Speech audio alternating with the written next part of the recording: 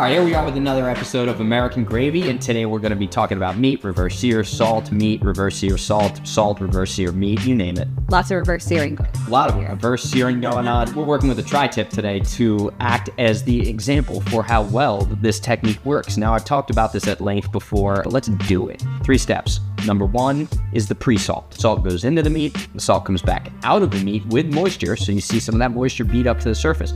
But then it goes right back into the meat. It's breaking the meat down, but it's also seasoning the interior of the meat.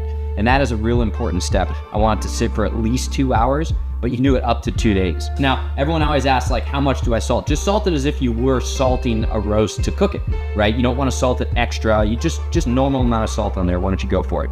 Oh yeah. Oh yeah. And I use kosher salt on this, so we're gonna let this sit for at least 2 hours. One thing that you might notice with this roast is that I haven't trimmed it. I typically cook it with a lot of the fat on there, and then I trim it after cooking. I do that just because I think fat is flavor. I like the way it insulates the meat.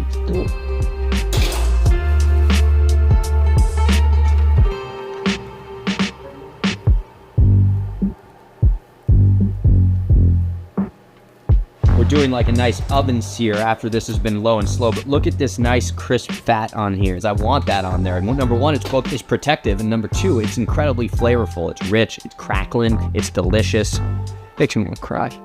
So there's all these molecules moving inside the meat, and it's trying to match the temperature of the exterior air. Now's the time to absorb flavors. When you pull fries from the fryer when they're hot, that's when you season them. Let's take this garlic burger butter that we use now, just rub it all over the meat.